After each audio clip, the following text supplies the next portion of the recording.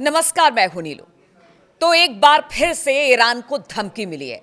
देखिए, अभी पीछे हमने देखा था किस तरह से धमकियों का दौर शुरू था ट्रंप की तरफ से, और फिर कुछ ऐसा हुआ कि वहां पर जो हमला ईरान की तरफ किया जाना था, ईरान के ऊपर किया जाना था, उसे फिलहाल तो टाल दिया गया। लेकिन अब इजराइल के प्रधानमंत्री बेंजामिन नेतन्याहू ने ईरान को चेतावनी दे दी है, एक तरह से धमकी दे दी है। नेतन्याहू ने कहा है कि अगर ईरान ने इजराइल पर हमला करने की भूल की तो उसे ऐसी ताकत का सामना करना पड़ेगा जिसका उसने पहले कभी अनुभव नहीं किया होगा। यह बयान ऐसे समय में आया है जब अमेरिका ने भी अपने nuclear power aircraft carrier USS Abraham Lincoln को मिडिल ईस्ट की ओर रवाना कर दिया है। देखिए, कहा यह जा रहा था कि ट्रंप कुछ भी कर सकते हैं। पीछे हमने देखा था कि हालात लगा सब कुछ सामान्य हो गया, युद्ध की स्थिति थी वो टल गई, जितने भी अरब देश थे उन्होंने ट्रंप से गुहार लगाई थी, लगा सब कुछ सामान्य हो गया। लेकिन ऐसा नहीं है। ये ट्रंप है, ये अमेरिका है, ये इजराइल है, और लगातार ईरान को धमकी दे रहा है। ईरान की बात भी करेंगे कि किस तरह की तैयारी वो करके बैठा हुआ है कि अगर इजराइल या फिर अमेरिका की तरफ से हमला होता है तो वो क्या करेगा, उसके बारे में जानकारी देंगे। लेकिन उससे पहले बता दें कि नेतन्याहू ने किस तरह की धमकी दी। नीसेट यानी कि इजरायली संसद में स्पीच के दौरान नेतन्याहू ने कहा कि इजराइल ईरान के एक्टिविटी पर करीब से नजर रखे हुआ है। ईरान में सरकार विरोधी प्रदर्शनों के बाद हालात तनावपूर्ण है और सरकारी कार्रवाई के चलते बड़े पैमाने पर हिंसा हुई है। कोई नहीं जानता कि ईरान का भविष्य क्या होगा, लेकिन वो अब पहले जैसा नहीं रहेगा। देखिए, बेंजामिन नेतन्याहू कह रहे हैं कि बड़ी करीबी तौर से ईरान पर नजर रखी जा रही है, और एक तरह से कह रहे हैं कि जो आंतरिक स्थिति ईरान की है वो खराब है। यानी जिस तरह के कयास ईरान भी लगा रहा था कि उनकी आंतरिक स्थिति को जानबूझकर कमजोर किया जा रहा है ताकि कभी भी हमला किया जा सके, और इसी को दोहराते हुए नेतन्याहू दिखाई दे रहे हैं अपनी इस बात को, इस बयान को लेकर।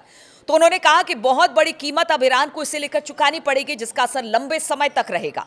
रिपोर्ट्स के मुताबिक अमेरिका ने अपना nuclear power aircraft carrier USS Abraham Lincoln दक्षिण चीन सागर से आगे बढ़ाते हुए स्ट्रेट ऑफ मलक्का में भेज दिया है, और यह रास्ता उसे सीधे सीधे मिडिल ईस्ट की ओर लेकर जाएगा। राष्ट्रपति डोनाल्ड ट्रंप ने ईरान को चेतावनी दी है कि शांतिपूर्ण प्रदर्शनकारियों की हत्या या फांसी किसी भी हालत में बर्दाश्त नहीं की जाएगी, और वो हमने देखा कि उन्होंने कह दिया कि हाँ, अब कुछ नहीं हो रहा है वहां पर।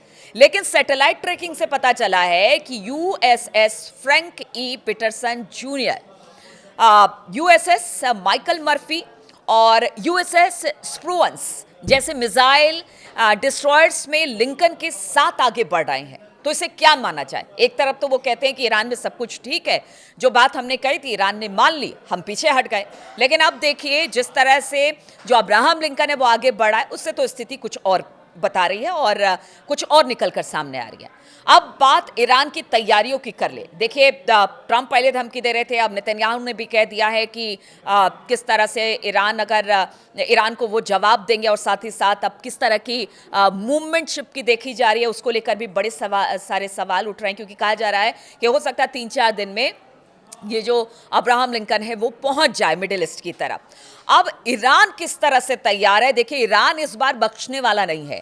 ईरान ने पूरी तैयारी कर लिया, और उसकी जो हाइपरसोनिक मिसाइल है वो इस बार मजा चखाने के लिए ऐसा जो वहां की सेना है उनका कहना है कि वो पूरी तरह से तैयार दिखाई दे रही है। अब देखिए, एक बात यहां बताना जरूरी है, ईरान की तैयारी का जिक्र करेंगे, लेकिन उससे पहले आपको बता दें, जिस तरह से मिडिल ईस्ट के देश थे ईरान को लेकर, उन्होंने कहा था, जैसे सऊदी अरब हो गया, कतर हो गया, इन्होंने कहा था कि देखिए आप, यानी कि अमेरिका हमारे एयरबेसिस का इस्तेमाल नहीं करेगा, वरना इसका खामियाजा पूरे मिडिल ईस्ट को और हमें भी उठाना पड़ेगा। इसको ध्यान में रखते हुए कहा यह जा रहा है कि अब अमेरिका ने एक नया प्लान तैयार किया है ईरान को लेकर। अब वो मिडिल ईस्ट के जितने भी एयर बेसेस है उनका इस्तेमाल नहीं करेगा। बताया जा रहा है कि जो अब्राहम लिंकन है वो साइप्रस की तरफ आगे बढ़ेगा। साइप्रस को अगर आप देखेंगे, उसकी भौगोलिक स्थिति को आप देखेंगे तो ईरान के बहुत नजदीक है।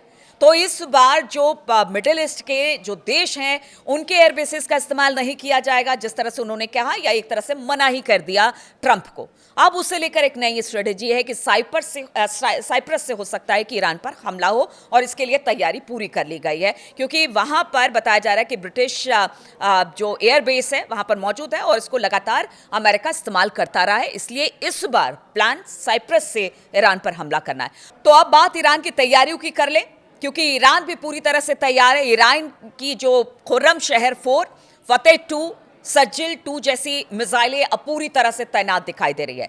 अमेरिकी ठिकानों के लिए ये एक बड़ा खतरा मानी जा रही है और बताया जा रहा है कि अगर अमेरिका की तरफ से या इसराइल की तरफ से किसी तरह से वार किया जाता है तो फिर ये उससे जवाब देने के लिए बिल्कुल तैयार है, चाहे इसराइल के ठिकाने हो या फिर अमेरिका के बीचों बीच इतनी रेंज है इन मिसाइलों की, सुपरसोनिक मिसाइलों की, कि वहां तक जा सकती है। तो एक बड़ा खतरा ये मिसाइलें मानी जा रही है। हथियार ना सिर्फ सैन्य ताकत बल्कि खामनेई की सत्ता का कवच भी इन मिसाइलों को माना जा रहा है। Supreme leader ayatollah Ali Khamenei ने IRGC को पूरी तरह से क्रैकडाउन का जिम्मा सौंप दिया है और साथ ही देश के अंडरग्राउंड मिसाइल सिटी को पूरी तरह से एक्टिव कर दिया गया है। और ये सिर्फ आयतुल्ला खामनेई साहब के कहने पर किया गया है कि देखिए अब वक्त आ गया है, अगर उधर से दुश्मन हमला करता है तो फिर इसका कड़ा जवाब दिया जाएगा। ये कदम साफ संकेत देता है कि ईरान सिर्फ अंदरूनी विद्रोह से ही नहीं बल्कि बाहरी टकराव के लिए भी खुद को तैयार कर चुका है। ईरान की सबसे खतरनाक बैलिस्टिक मिसाइल मानी जाती है खुर्रमशहर 4 और ये ज्यादा रेंज वाली हाइपरसोनिक मिसाइल है जो कि मैक 8 की रफ्तार से उड़ती है और इसका सबसे डरावना पहलू इसका 1500 किलोमीटर तक का भारी वॉरहेड है। 2025 में इसका सफल परीक्षण हुआ था और सैन्य विश्लेषकों के मुताबिक ये इजराइल के किसी भी कोने को निशाना बना सकती है। मोबाइल लॉन्चर से दागे जाने वाली ये मिसाइल दुश्मन के रडार और डिफेंस सिस्टम के लिए एक बड़ी चुनौती है।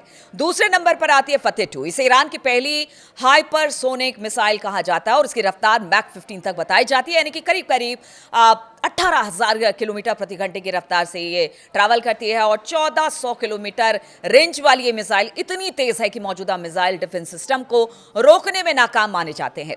2024 में इसका सफल परीक्षण हुआ था और अब इसे मिसाइल सिटी में तैनात कर दिया गया है। अमेरिका सैन्य ठिकाने और इजरायली एयरबेस इसके मुख्य संभावित टारगेट माने जाते हैं और माना जाता है कि कई तो ऐसे हैं कि अगर टारगेट इन्होंने देख लिया तो फिर इसको रोक पाना बड़ा मुश्किल है और कहा यह जा रहा है कि यही वजह है कि ज्यादा समय इजराइल और अमेरिका ले रहा है ताकि इस तरह के मिसाइलों से वो पार पा सके। अब तीसरी सबसे अहम मिसाइल कौन है? वो है सज्जल। हमने देखा था 12 दिन के युद्ध में इसका इस्तेमाल किया गया था, सज्जल 2। और 2 मिसाइलें तो ऐसी हैं जिसका हमने पहले जिक्र किया, उसे तो अभी लोगों ने उसकी ताकत देखी भी नहीं है और अगर किसी तरह से हमला होता है इजराइल अमेरिका की तरफ से तो फिर देखने को मिलेगा कि क्या होता है। जिस तरह से ईरान भी कह चुका है कि देखिए ये हमारा रक्षा कवच है। अब सज्जल 2 की बात कर रहे थे। ये 2 stage solid fuel ballistic missile है जिसकी रेंज करीब 2500 किलोमीटर बताई जाती है और इसे लॉन्च करने में सिर्फ 2 मिनट लगते हैं और इसका मतलब है कि दुश्मन को प्रतिक्रिया देने का समय भी नहीं मिलता है। सज्जल 2 को छिपा कर रखना आसान नहीं है और इसकी सटीकता 50 मीटर के भीतर मानी जाती है। ईरान ने इसे कई बार टेस्ट किया और अब ये मिसाइल सिटी के मुख्य स्ट्रेटेजिक हथियारों में शामिल बताया जा रहा है। शहाब 3 ईरान की सबसे पुरानी लेकिन सबसे भरोसेमंद मिसाइल मानी जाती है। वहीं 5वीं मिसाइल की बात की जाए तो जुल्फिकार जो कि शॉर्ट रेंज बैलिस्टिक मिसाइल है। ये सब ईरान के इस वक्त बेड़े में शामिल है और यही वजह है कि इतना वक्त इजराइल को और अमेरिका को लग रहा है। धमकी तो वो दे रहे हैं लेकिन पूरी प्लानिंग के साथ, जिस तरह से एक्सपर्ट बताते हैं कि हो सकता है कि आगे आने वाले दिनों में बहुत जल्द एक बड़ा हमला ईरान के ऊपर होगा, लेकिन ईरान भी पूरी तरह से तैयार है अपने मिसाइलों के साथ, अपनी सेना के साथ और उनका कहना है इस बार युद्ध खतरनाक होगा जिसका परिणाम इजराइल अमेरिका को भुगतना पड़ेगा।